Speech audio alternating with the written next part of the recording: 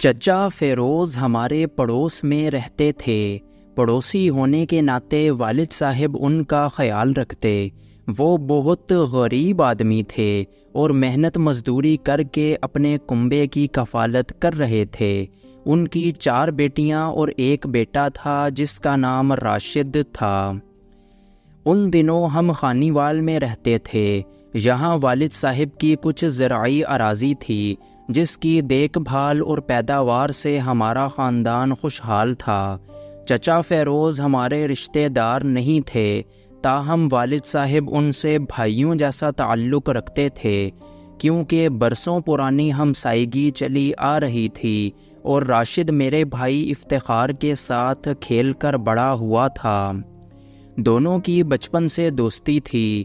راشد جب بھی ہمارے گھر آتا تو والدہ دیسی گھی، شکر اور پراٹھے سے اس کی تواضع کرتیں۔ وہ اچھی عادات کا مالک، بے حد ذہین اور حساس دل رکھنے والا لڑکا تھا۔ اپنے باپ کی طرح تند مزاج نہیں تھا۔ بھائی افتخار جب اسکول جاتے، راشد کا جی کرتا کہ وہ بھی اسکول جائے، لیکن چچا فیروز اسے پڑھانے کے حق میں نہیں تھے۔ ان کا کہنا تھا کہ پڑھ لکھ گیا تو مزدوری نہیں کر پائے گا اور نوکری فی زمانہ غریب کی اولاد کو ملتی نہیں، پھر کیا فائدہ اسکول بھیجنے کا۔ وہ خود بھی پڑھے لکھے نہ تھے، لیکن راشد کی ماں کو بڑا شوق تھا کہ اس کا بیٹا پڑھ جائے، جیسے ہر ماں کا ارمان ہوتا ہے۔ دراصل راشد کا ماموں تعلیم یافتہ اور اچھے عہدے پر فائز تھا، سو راشد کی ماں کا آئیڈیل اس کا بھائی تھا، جس نے تعلیم کے بلبوتے پر معاشرے میں باعزت مقام حاصل کیا تھا۔ تبھی وہ یہ چاہتی تھی کہ اس کا لخت جگر اپنے ماموں کے نقش قدم پر اپنی منزل پا لے اور سارے کنبے کو غربت کے جان لیوا اندھیرے سے باہر کھینچ لے جائے۔ رضیہ سلائی کڑھائی کر کے شوہر کا معاشی سہارا بنی ہوئی تھی تاکہ وہ لڑکے کو اسکول بھیجنے پر راضی ہو جائے۔ بالآخر میرے والدین کے سمجھانے پر چچا فیروز بیٹے کو اسکول بھیجنے پر راضی ہو گئے۔ راشد نے 5ویں کا امتحان پاس کر لیا تو اس کے باپ نے اسے پڑھائی سے ہٹا لیا اور بیوی سے کہنے لگا، اب تو تیرے بیٹے کو لکھنا پڑھنا آ گیا ہے، اتنی تعلیم کافی ہے، یہ 13 برس کا ہو گیا ہے، ابھی سے کام پر لے جاؤں گا تو آگے کچھ کر پائے گا، ورنہ کام ہڈیوں میں اترے گا نہیں، مشقت سے جی چرانے لگے گا۔ شوہر کے اس فیصلے پر بیوی کا دل کٹ کر رہ گیا۔ رضیہ چچی کسی صورت بیٹے کا مستقبل تباہ ہونے نہیں دیکھ سکتی تھیں۔ ایک دیہاتی عورت کے لیے شوہر کے سامنے زبان کھولنا بھی کٹھن بات تھی۔ تب وہ میرے والد کے پاس آئیں، کہا کہ بھائی صاحب، میرے بھائی کو میری طرف سے خط لکھ دو۔ اس نے خط میں بڑی منت سماجت کی تھی کہ وہی بھانجے کو اپنے پاس بلا کر اسکول میں داخل کروا دے تاکہ وہ سنہری خواب جو اس کی آنکھیں بیٹے کے لیے دیکھنا چاہتی تھیں، ان کا اس طرح غربت کی چھری سے قتل نہ ہو۔ خط کی عبارت میں آنسوؤں کی نمی بھی کھلی ہوئی تھی۔ ابا نے رضیہ چاچی کے بھائی کو خط لکھ دیا۔ جو عبارت اس خاتون نے لکھوائی، سب تحریر کر کے خط پوسٹ کر دیا۔ بھائی کے دل پر بہن کی التجا کا گہرا اثر ہوا۔ وہ شخص خط ملتے ہی حیدرآباد سے خانیوال اپنے بھانجے کو لینے آ گیا۔ اپنی خوشیوں میں مگن رہنے والے بھائی نے جب دھکیاری بہن کے گھر غربت کا دردناک منظر دیکھا تو لرز کر رہ گیا۔ اسے خیال آیا کہ ایک مدت بہن کی طرف سے غافل رہ کر اس کی کتنی حق تلفی کی ہے۔ یہاں تو فاقوں کا راج تھا، پھر بہنوئی بیٹے کو کیوں کر پڑھاتا؟ گھر کیا تھا جس کی چھت گرمیوں میں دھوپ کو نہ روک سکتی تھی اور سردیوں میں بارش کی بھوچاڑیں اپنی من مانی کرتی تھیں؟ چاروں بھانجیاں خاصی سیانی ہو چکی تھیں، ان کا بوجھ بھی دھرتی کا سینہ شق کرنے کو کافی تھا۔ اسے اپنی صابر اور مظلوم بہن پر بڑا ترس آیا اور بہنوئی کو قائل کرنے کی ٹھان لی۔ اول تو فیروز چچا پہلے تو اپنے بیٹے کو ماموں کے ساتھ بھیجنے پر تیار نہ تھے، لیکن سب گھر والوں اور کچھ رشتہ داروں کے اصرار پر بالآخر وہ راشد کو حیدرآباد بھیجنے پر راضی ہو گئے۔ راشد کو خود بھی پڑھنے لکھنے کا بہت شوق تھا۔ اس نے 5ویں جماعت بہت اچھے نمبروں سے پاس کی تھی۔ ماموں کے ساتھ حیدرآباد آ کر وہ بہت خوش تھا، جیسے سچ مچ کی جنت میں آ گیا ہو۔ میرے والد بھی ان دنوں محکمہ مال میں اچھے عہدے پر فائز تھے۔ تبھی رضیہ کے بھائی بابر سے ان کی اچھی سلام دعا تھی۔ جب ابا اور اماں حیدرآباد جاتے تو بابر صاحب کے گھر ضرور جاتے تھے۔ ان لوگوں کو رضیہ چاچی کے دگرگوں حالات کا دکھ تھا اور اب یہ ان کی مالی مدد کرنے لگے تھے۔ فیروز چچا غریب ضرور تھے، مگر کبھی اپنی غربت کا ڈھنڈورا نہیں پیٹتے تھے۔ مالی مشکلات کے باوجود خاصے خود سر اور خود دار تھے۔ وہ کبھی بابر انکل کے در پر نہیں گئے، نہ ہی ان سے کسی قسم کا رابطہ رکھتے تھے۔ فیروز چچا کی ایسی ہی سرشت تھی کہ وہ اپنے سے بہتر مالی پوزیشن والے رشتہ داروں سے گھلتے ملتے نہ تھے، بلکہ ان کے در پر جانے میں اہانت محسوس کرتے تھے۔ راشد کی ممانی بہت اچھی خاتون تھیں۔ وہ تعلیم یافتہ تھیں، اس لیے تعلیم کی قدر جانتی تھیں، تنگ دل نہ تھیں۔ اس خاتون نے پہلے ہی دن راشد کو قبول کر لیا۔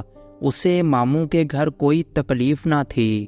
ممانی اس کی ہر ضرورت کا خیال رکھتی تھیں۔ جب سے راشد ان کے گھر آیا تھا، بابر کی بیوی اس کے قدموں کو مبارک سمجھنے لگی تھی کہ 12 سال بعد اسے اولاد کی خوشی ملنے والی تھی۔ وہ جتنا جیب خرچ چاہتا یہ عورت اسے دے دیتی اور ماں جیسا پیار بھی دیتی۔ اس قدر چاہت اور پرسکون ماحول نے راشد کی شخصیت پر خوشگوار اثر ڈالا اور اس کی ذہانت چمک اٹھی۔ اب وہ اسکول کا سب سے اچھا طالب علم تھا، ہر امتحان میں پوزیشن لیتا، کھیلوں میں بھی آگے آگے رہتا تھا۔ اس کی محنت اور ذہانت سے ہر استاد خوش تھا۔ وہ ہر ایک کا چہیتا بن چکا تھا۔ اب وہ غربت کی ذلت میں نہیں، ایک خوشحال گھرانے میں جی رہا تھا۔ گاڑی میں اسکول آتا جاتا، نوکر اس کی خدمت پر مامور تھا، لہٰذا خود اعتمادی کی دولت سے مالا مال ہو گیا تھا۔ ہنس مکھ اور خوش مزاج تھا۔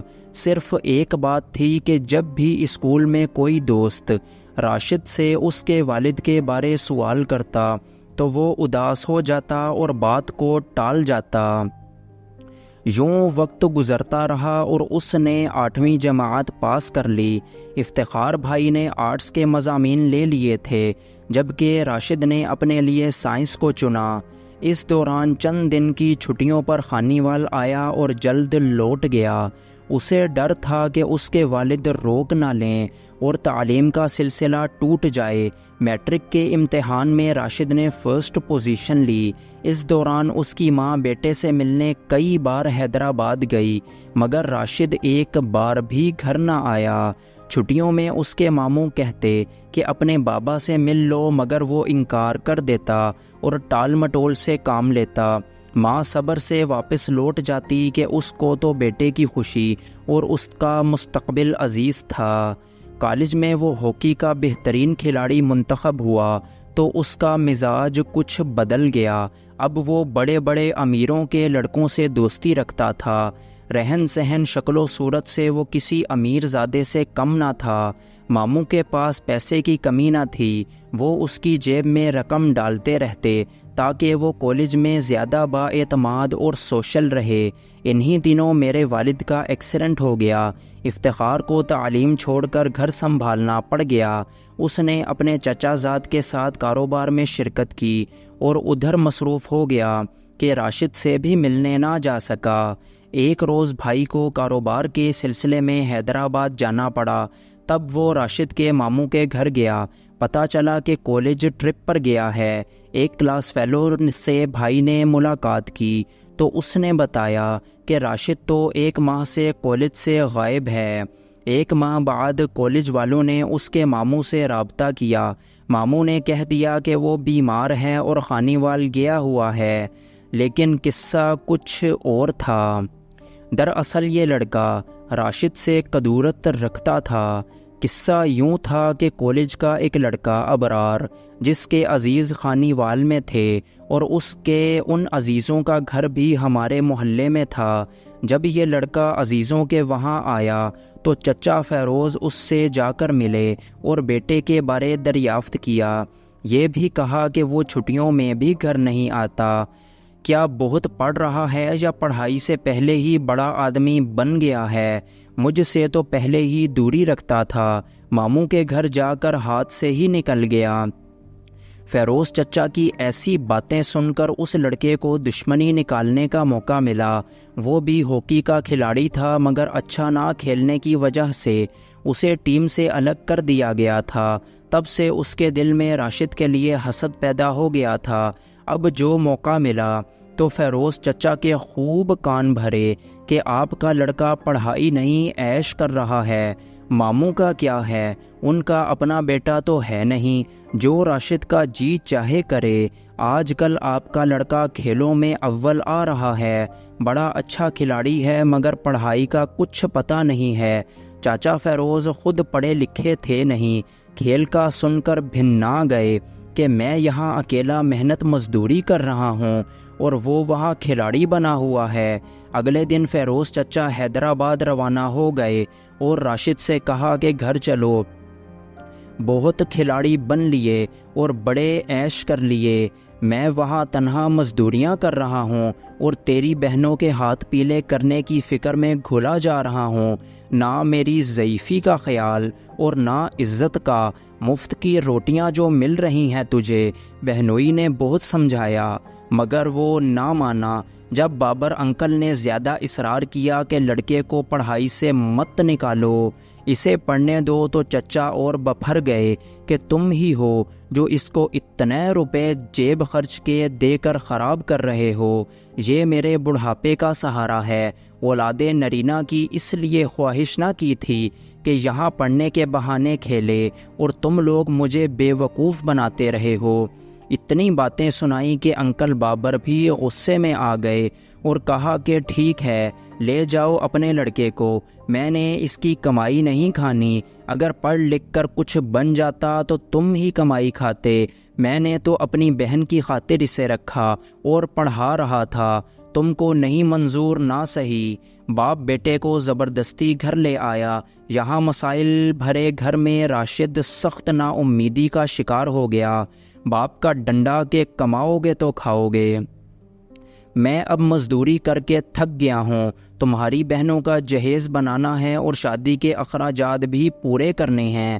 راشد بہت آزردہ تھا، وہ تو دل لگا کر پڑھ رہا تھا۔ اب ملازمت کے لیے دھکے کھانے پڑ گئے، مگر جگہ جگہ ناکامی کا منہ دیکھنا پڑا۔ ملازمت نہ ملی، ادھر ماموں نے ناراض ہو کر ساتھ چھوڑ دیا۔ فیروز چچا کی اکھڑ مزاجی کے باعث ان کے تعلقات دوسرے عزیزوں سے بھی اچھے نہیں تھے جو اس کی مدد کرتے۔ بہرحال انہوں نے کہیں نہ کہیں سے قرض لے کر اس کو کریانہ کی دکان کھول دی۔ وہ تعلیم چھوڑ کر کریانہ کی دکان پر تو بیٹھ گیا، مگر بہت اداس اور بجھا بجھا رہنے لگا۔ یہاں پر غربت، مایوسی اور تانے ملے اور وہ انجینئر بننے کے خواب دیکھ رہا تھا۔ ماحول کا تضاد اور باپ کی سختی کو سہ نہ سکتا تھا۔ باپ نے دکان کھول کر دے دی اور یہ بھی کہہ دیا کہ تم کماؤ، ہم کھائیں گے، بہت تم نے عیش کر لی۔ ایسی پڑھائی کہ 2 ٹکے کی نوکری تک نہ ملی، کس کام کی ہے؟ وہ جو غربت کے دن بھلا چکا تھا، 8-10 سال سکون اور آرام کے ماموں کے گھر گزار چکا تھا، جہاں غم تھا اور نہ فکرات کا جہنم تھا، اچانک اس افتاد سے بھوکلا گیا۔ اس کی سمجھ میں نہیں آتا تھا کہ کیا کروں، اس کے لیے تمام راستے بند ہو چکے تھے۔ چھوٹی سی دکان سے کہاں گھر چلتا ہے، جبکہ دکان چلانے والا بھی ایک ٹوٹے ہوئے دل کا نا تجربہ کار لڑکا ہو۔ راشد نے ماموں کو خط لکھا اور تمام حالات تحریر کر دیے، مگر بابر انکل تو چچا فیروز سے سخت نالاں تھے، لہٰذا انہوں نے بھانجے کو خط کا جواب نہ دیا۔ دکان میں لگا ہوا سرمایہ گھر کے راشن میں رفتہ رفتہ پورا ہوتا گیا۔ جب منافع نہ ہوا تو راشد سخت مایوسی کا شکار ہو گیا۔ باپ نے بے حد سخت سست کہا اور باور کرایا کہ ماموں کے گھر کے عیش و آرام اور کالج کے ماحول نے تم کو نکما کر دیا۔ دکان کو تو ڈبو بیٹھے ہو، قرض الگ چڑھ گیا ہے، اب پھر سے نوکری ڈھونڈو، شاید کہیں چپڑاسی ہی لگ جاؤ۔ وہ بیچارہ اور درخواستیں ٹائپ کروا کر میرے والد کے پاس آیا۔ انہوں نے بھی کوشش کی، لیکن میٹرک پاس کو اچھی نوکری کیا ملنی تھی کہ چھوٹی موٹی نوکری کے لیے بھی کئی ایسے بے روزگار نوجوانوں نے درخواستیں دے رکھی تھیں جو گریجویٹ تھے۔ راشد بے شک محنتی باصلاحیت تھا، لیکن باپ نے اپنی ناعاقبت اندیشی کے سبب اس کی ذہنی صلاحیتیں سلب کر لی تھیں۔ فیروز چچا ان پڑھ ہی نہیں، جلد باز بھی تھے۔ تھوڑا سا صبر کے ساتھ انتظار کر لیتے اور راشد کو تعلیم مکمل کر لینے دیتے تو بابر انکل اسے کسی نہ کسی جگہ نہیں تو اسی مل میں اچھی ملازمت پر لگوا سکتے تھے جہاں چاچا فیروز کام کرتے تھے، مگر چاچا ایسے ہٹ دھرم لوگوں کو کون سمجھ سکتا ہے؟ بے شک ان کی مالی مشکلات تھیں، مگر انہوں نے یہ نہیں سوچا کہ ان کے اکلوتے بیٹے کی تعلیم کا خرچہ کوئی دوسرا برداشت کر رہا ہے اور لڑکا حیدرآباد کے بہترین تعلیمی ادارے میں پڑھ رہا تھا۔ رہنے کھانے پینے کے علاوہ جیب خرچہ اور اچھے لباس کی سہولیات بھی ماموں نے اپنے ذمہ لے لی تھیں، تب ان کو کچھ تو صبر و حوصلہ کرنا چاہیے تھا۔ ماں بیچاری فریاد کرتی رہ گئی اور راشد تو اب یہ حالت تھی اس کی کہ جب بھی گھر میں گھستا باپ کی تلخ باتیں پگھلے ہوئے شیشے کی طرح کانوں میں پڑتیں۔ باپ کی باتوں نے اس کے دل پر ایسے حملے کیے کہ وہ کمرے میں جا کر رونے لگتا۔ راشد ان دنوں بہت پریشان رہنے لگا تھا، راتوں کو بھی سوتا نہ تھا بلکہ روتا ہی رہتا تھا۔ اس کا غم دیکھ کر بڑی بہن بیمار رہنے لگی۔ دوسری کا رشتہ اس لیے ٹوٹ گیا کہ بیہنے کو جہیز نہ تھا، لیکن ان باتوں کا ذمہ دار راشد تو نہ تھا کہ ہر مصیبت اور بدقسمتی کا اسی کو ذمہ دار ٹھہرایا جاتا تھا۔ سوائے میرے بھائی افتخار کے کوئی بھی اس کی تکلیف اور ذہنی اذیت کو نہ سمجھ سکا، جو گھر آ کر اپنے دوست کی پریشانی پر کڑتا تھا۔ تنگ آ کر راشد نے خواب آور گولیوں میں ساری ہمت اور تعلیم ڈبو دی۔ اس کی زندگی کے ساتھ یہ جد و جہد کی ادھوری کہانی بھی ختم ہو گئی۔ ماں اور بہنوں نے اس کے لیے جو خواب دیکھے تھے وہ اس کے ساتھ قبر میں دفن ہو گئے۔ باپ بھی آہیں کھینچتا مگر یہی کہتا کہ تعلیم کی چاہت نے میرے بیٹے کو مجھ سے چھین لیا، اور ماموں پچھتا رہا تھا کہ اپنی انا کو عزیز رکھ کر اس نے پیارا اور ذہین بھانجا کھو دیا۔ کاش وہ ایسی غفلت سے کام نہ لیتا۔ میں بھی ایک دن اپنے والدین اور بھائی کے ہمراہ راشد کی قبر پر فاتحہ پڑھنے گئی تھی۔ وہ اپنی آخری آرام گاہ میں ابدی نیند سو رہا تھا۔ یہ کہانی صرف راشد کی ہی نہیں، اس جیسے کتنے ہی نوجوانوں کی ہے جو تعلیم حاصل کرنا چاہتے ہیں، مستقبل کے سنہری خوابوں کے لیے جد و جہد بھی کرتے ہیں، مگر حالات تو انہیں کیا سے کیا بنا دیتے ہیں۔ غربت کی ڈائن ہمارے وطن کے ایسے ہزاروں نوجوانوں کے عزائم اسی طرح نگل جاتی ہے کہ ماں باپ بس آنسو ہی بہاتے رہ جاتے ہیں۔ کتنے المیے چھپا لیتی ہے یہ ہمارے خوابوں کی سرزمین۔